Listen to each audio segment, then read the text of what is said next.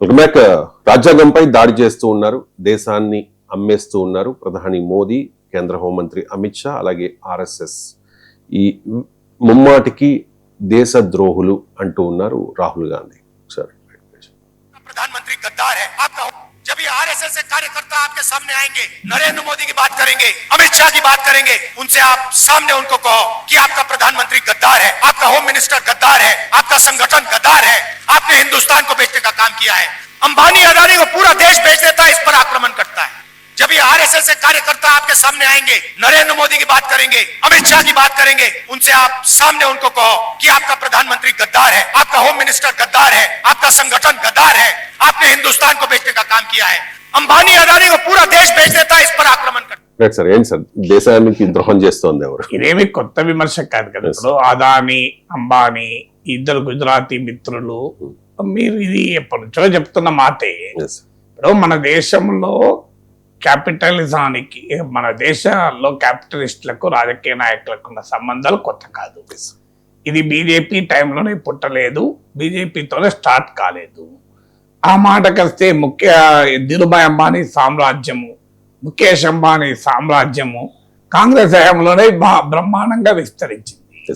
మీకు ఇది NN Vohra committee చాలా కాలం క్రితమే politician, business man, bureaucrat, criminal Nexus అని చెప్పింది. టాటా బిర్లాల వ్యాపారాలు కాంగ్రెస్ హయాంలోనే విస్తరించాయి. సో అందువల్ల మీకు టాటాలు బిర్లాలంటున్నామో తప్పేమి లేదు.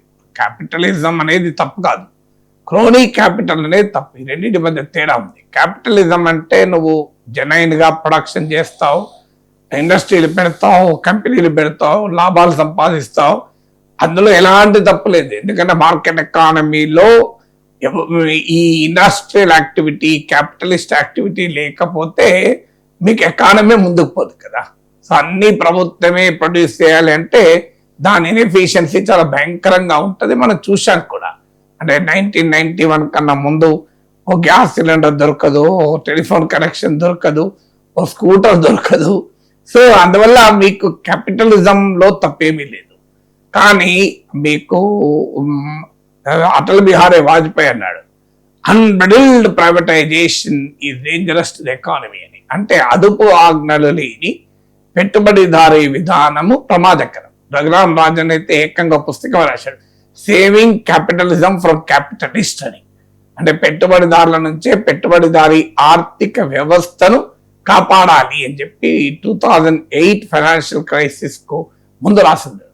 సో అందువల్ల మీకు క్యాపిటలిజం అనేది నేరం కాదు, కానీ అది అదుపు ఆజ్ఞలు లేనప్పుడు సమాజానికి అది ప్రమాదకరంగా మారుతుంది.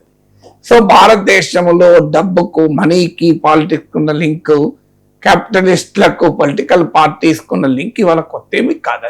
అది మోడీతో మొదలు కాలే, మోడీ కన్నా ఉండాలి.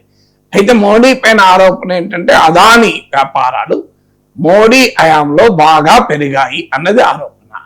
ఈ ఆరోపణకు ఎంపరికల్ బేస్ ఏంటి అంటే మీరు Modi political graph, Adani business empire graph గీశారనుకోండి, క్లియర్ కొరిలేషన్ కనబడుతూ ఉంటుంది. ఇలా ప్రపంచంలో 17th రిచెస్ట్ పర్సన్ గా గౌతమ్ అదానీ ఎదిగాడు.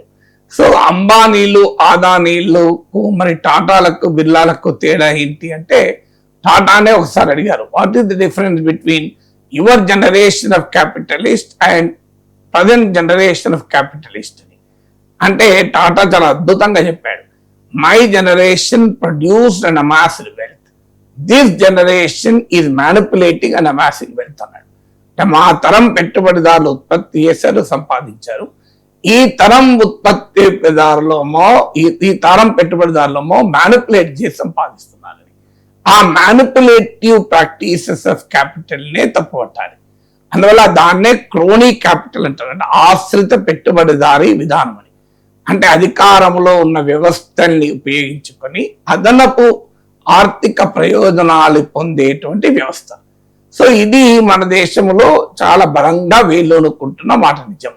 సో మీకు దానికి ఒక ఉదాహరణ చాలు. మీకు అదానీ ఎయిర్పోర్ట్లకు బిడ్డింగ్ చేసిన ఫస్ట్ లో మీకు department of economic affairs and నీతి ఆయోగులు స్పష్టంగా ఫైనాన్స్ మినిస్ట్రీకి రికమెండ్ చేశారు. ఈ రెండు కూడా ఫైనాన్స్ మినిస్ట్రీలో భాగమే. సో వారు రికమెండేషన్ ఏం చేశారు, ఇప్పటిదాకా ఈ రంగంలో అనుభవం లేని వారికి 2 ఎయిర్పోర్ట్ల మించి ఇవ్వకూడదు, ఎందుకంటే ఇది క్యాపిటల్ ఇంటెన్సివ్, టెక్నాలజీ ఇంటెన్సివ్ కనుక మనము ఆ జాగ్రత్త పడాలి అని చెప్పారు. మీకు కానీ ఏం చేశారు, మొత్తానికి మొత్తం అంటే department of economic corporate affairs, department of corporate affairs and also మీకు నీతి ఆయోగ్ల రికమెండేషన్స్ ను పక్కకు పెట్టి మీకు దీన్ని మొత్తం అదానికి ఇచ్చేశారు. సో ఇలాంటివి చేసినప్పుడు మీకు నేచురల్ రిసోర్స్ ఎలకేషన్, మనం coal block allocation, spectrum allocation వివాదాలు చూసాం. మీకు ఎలక్టోరల్ బాండ్స్ లో 90% బీజేపీకి వెళ్ళడము, క్లియర్ కొరిలేషన్ కనబడము, అంటే మీకు ఎలక్టోరల్ బాండ్ ఇచ్చిన సమయాన్ని వాళ్ళపైన సిబిఐ ఈడీ రైట్స్ ఈ రెండింటినీ కంపేర్ చేస్తే క్లియర్ గా మీకు ఈ ఎలక్టోరల్ బాండ్లు ఇవ్వటానికి సిబిఐ ఈడీ రైట్స్ కు సంబంధం మనకు కనబడుతుంది. మీకు you can simply do it. ఇది మీకు చాలా పెద్ద పెద్ద కంపెనీస్ కూడా ఈ పని చేశాయి. మీకు అలాగే వారికి ప్రభుత్వం రాయితీలు ఇవ్వడం, సహజ వనరులు, నేచురల్ రిసోర్సెస్, ల్యాండ్ ఇవ్వడము, వారికి రకరకాల రాయితీలు ఇవ్వడము, అలాగే వారు ఎలక్టోరల్ బాండ్స్, ఈ రెండింటి మధ్య కూడా మీకు లింక్ ఎస్టాబ్లిష్ అవుతుంది బహిరంగంగా అనేది. సో ఇక మనకు కనబడే లింక్లు ఉన్నాయో మనం చెప్పలేము. సో బహిరంగంగానే కనబడే లింక్. అందువల్ల మనం క్రోనీ క్యాపిటల్ ని వ్యతిరేకించాలి, క్యాపిటలిజాన్ని వ్యతిరేకించకూడదు. అయితే రాహుల్ గాంధీ చేస్తున్న పొరపాటు ఏంటంటే ఇందులో క్రోనీ క్యాపిటల్ ని వ్యతిరేకించాల్సింది పోయి నరేంద్ర మోడీ, అమిత్ షాలను దేశద్రోహులు అనేటువంటి పదాలతో మాట్లాడారు అనుకోండి, ఏమవుతుంది, అది మోడీ పైన అక్కసగా కనబడుతుంది, సబ్జెక్ట్ పోదు. నిజంగా చెప్పాలంటే సబ్జెక్టుతో నీవు ఇంకో ఏ అంశంలో ఇలా మెయిల్ చేయడం వల్ల తన క్యాపిటలిస్ట్ ఫ్రెండ్స్ కు ప్రజలకు ఇలా నష్టం జరిగింది అని కన్విన్స్ అవుతే ప్రజలు విమర్శిస్తారు. రాజకీయ నాయకులకు అర్థం కావాల్సింది అంటే తమ ప్రత్యర్థులను తాము విమర్శించాలని కోరుకుంటారు, కానీ తాము చెబుతున్న దాని వల్ల ప్రజలే విమర్శించే దశ వస్తే అప్పుడు కన్విన్స్ అవుతారు. ఇలా మీకు చరిత్ర కూడా ఏం చెప్తోంది, ఇప్పటిదాకా ఈ 12 ఏళ్ల పొలిటికల్ హిస్టరీ, ఎలక్ట్రల్ హిస్టరీ చూస్తే ఎక్కడ మోడీని ఎక్కువగా పర్సనల్ గా టార్గెట్ చేస్తే అది మోడీకే లాభం. ఇది హిస్టరీ.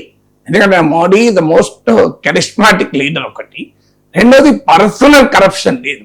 మీకు మన్మోహన్ సింగ్ కూడా మీరు చూడండి, పర్సనల్ కరప్షన్ లేదు. ఆయన టైంలో స్కాండల్ జరగచ్చు, ఆయన ఆ స్కాండల్స్ లో ఎంకరేజ్ ఏమీ చేయలేకపోయాడన్న విమర్శలు ఉండొచ్చు, కానీ నరేంద్ర మోడీ టైంలో అదాని 1000 కోట్లు సంపాదించింది అన్నది వాస్తవము.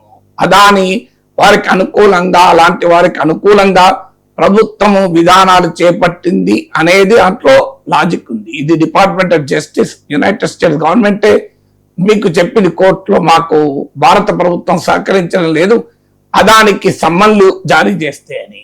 సో కానీ మీకు పర్సనల్ కరప్షన్ లేనప్పుడు ఏమవుతుంది అంటే పాలసీ ఇండ్యూస్ కరప్షన్. ఇది మీకు పర్సనల్ కరప్షన్ అంటే నరేంద్ర మోడీ ఆస్తులు పెంచుకోవడము, నరేంద్ర మోడీ వ్యక్తిగతంగా నరేంద్ర మోడీ బంధువులు ఆస్తులు పెంచుకోవడము.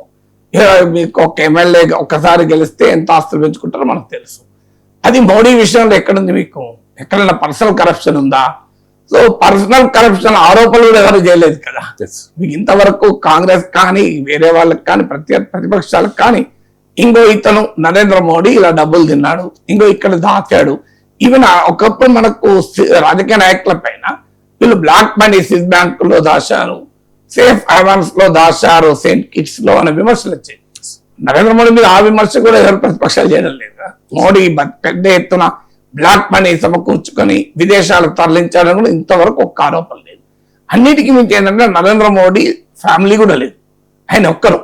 సో అందువల్ల ఎప్పుడు కూడా మీకు ఫ్యామిలీ ఉంటేనే ఈ అవలక్షణాలకు స్కోప్ ఉంటుంది, ఈ అవలక్షణాల ఆరోపణలు కూడా వస్తాయి. ఎందుకంటే కొడుకో బిడ్డో ఎవడో తప్పుడు పని చేస్తుంటారు, సో దాన్ని కూడా మెడకు చుట్టుకుంటూ ఉంటుంది. నరేంద్ర మోడీకి ఆ సన్ స్ట్రోక్ లేదు, ఫ్యామిలీ స్ట్రోక్ కూడా లేదు.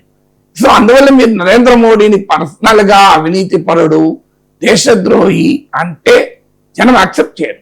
జనం యాక్సెప్ట్ చేయరు కనుకనే రాహుల్ గాంధీకి యాక్సెప్టెన్స్ వస్తలేదు. పాలసీల మీద నువ్వు కన్విన్స్ చేయాల్సింది పోయి పర్సనాలిటీస్ అటాక్ చేస్తే రాహుల్ గాంధీ తపస్సు చేసిన మోడీ ఇమేజ్ ఇటీవల కాలంలో పొందలేదు. సో ఆ మోడీ మీద మోడీ డిస్ట్రాయ్ చేసుకోవాల్సిందే తప్ప. సో అందువల్ల ఇప్పుడు ఎకానమీ ఉంది.